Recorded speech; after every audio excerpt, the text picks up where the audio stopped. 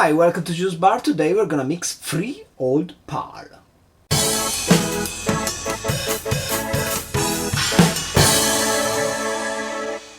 So the Old Pal was invented in the 1920s by Henry McAlone from the Harry's New York bar in Paris.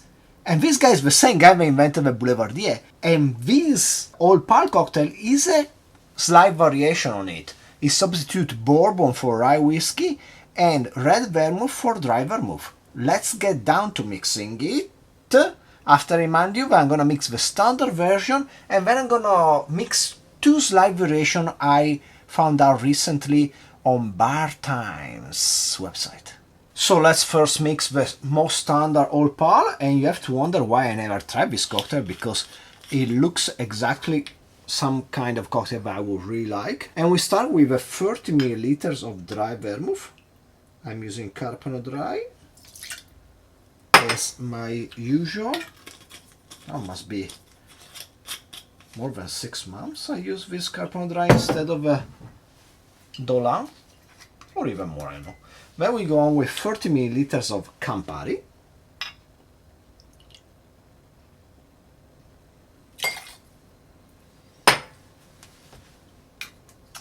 And we finish our cocktail mix with 30 milliliters of rye whiskey. I'm using Rittenhouse Bottling Bond. It's my main rye whiskey. I tried a few different ones, but still my favorite for mixing. Then we get some ice in this mixing glass. And we give this a good stir. It already smells amazing.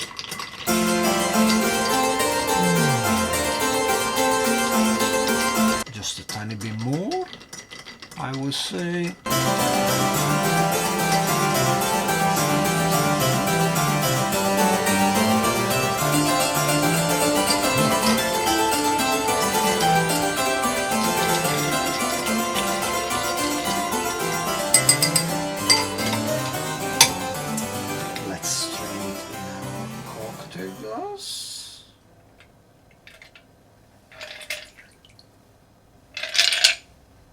Let's finish with a lemon peel. Some website were saying orange peel, and some other website were saying lemon peel.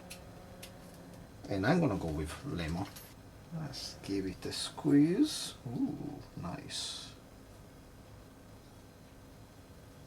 Let's throw it in, and there you go, an Old Pal classic recipe. Cheers.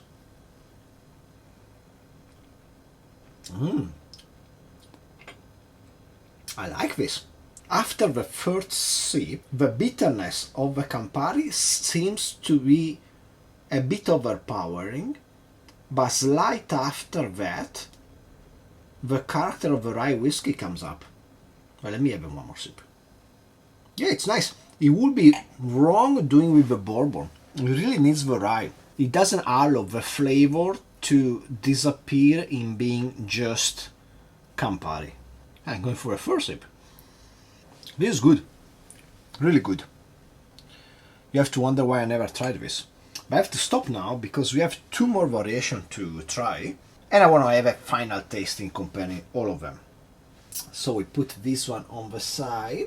And we get ready for our second. Variation comes from Masateru Ueno from Bar La Pen, somewhere here in Japan. And the main variation is the switch from dry vermouth to Lustau red vermouth. Now this red vermouth, it's interesting. It's different from the Italian red vermouth.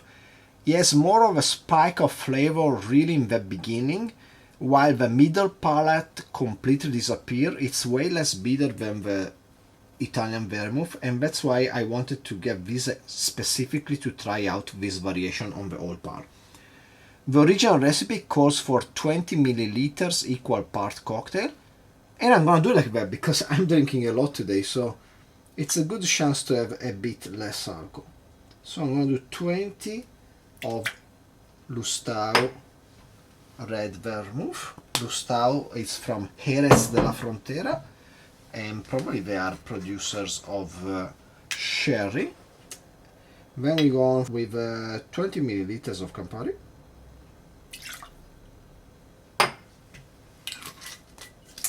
And 20 milliliters of rye whiskey.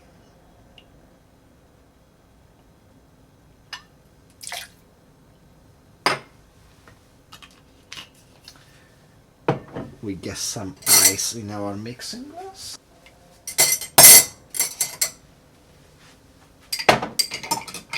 And we stir until it's nice and cool.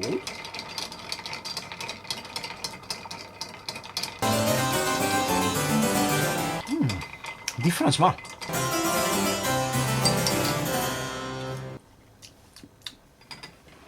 Let's strain in our smaller cocktail glass. As this is quite small, sorry for the noises produced by my fridge. But this is done. Old Pale variation by Masateru Ueno. Cheers.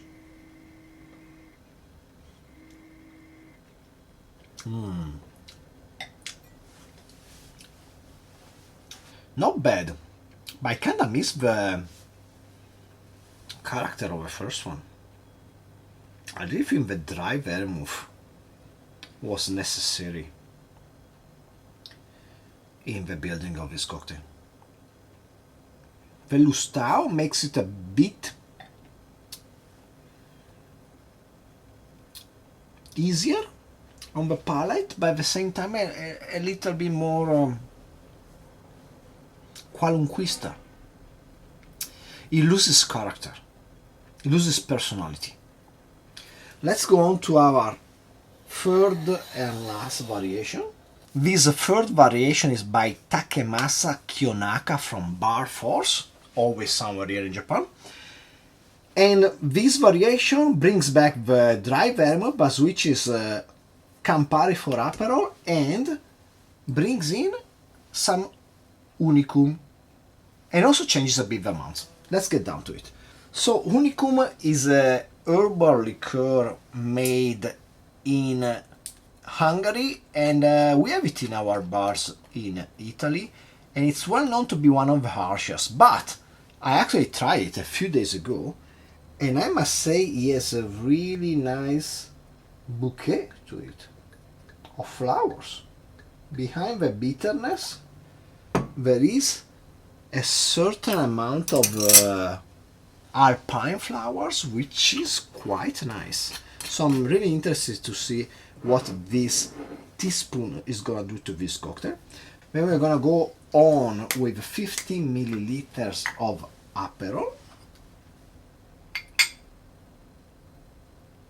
Aperol is a lighter bitter from Italy, of course. Tastes a lot of oranges, is not bitter at all, and it's a lot lighter than Campari, coming at 11% ABV compared to the Campari 25. Then we go with 15 milliliters of dry vermouth.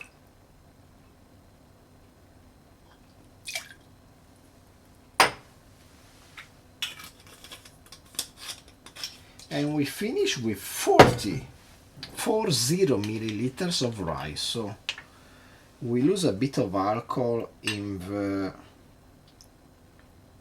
Aperol switch over Campari, but we gain that back most likely with this added rye whiskey. And we are done. Let's get some ice.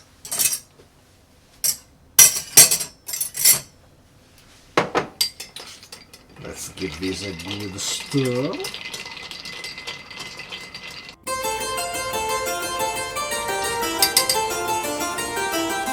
Let's strain our coupe this time.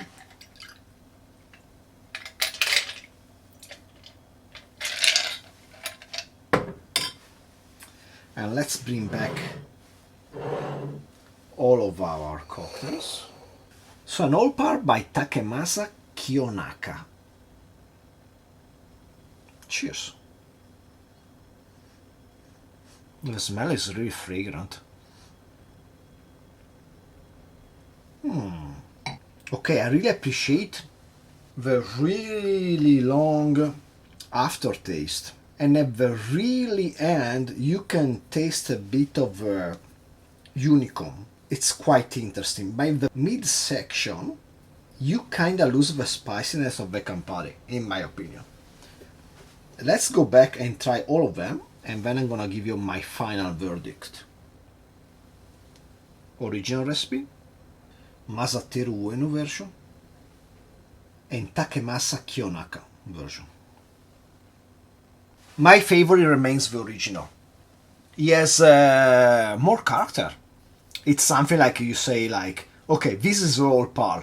This is different from my Boulevardier, and this is something good. The one by Masateru Ueno is undecided. Am I a Old Par? Am I a Boulevardier? Am I a Manhattan or something else?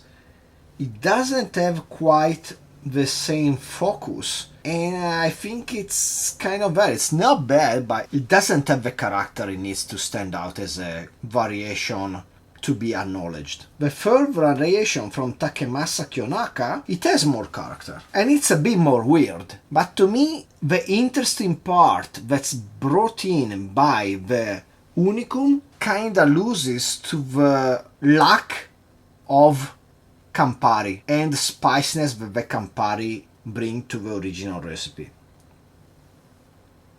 It's interesting and good, but in a direct comparison, I prefer the original one. I hope you enjoyed the video. Please like, subscribe, comment down below. Steer yourself some old pals, and hopefully I will see you next time. Cheers.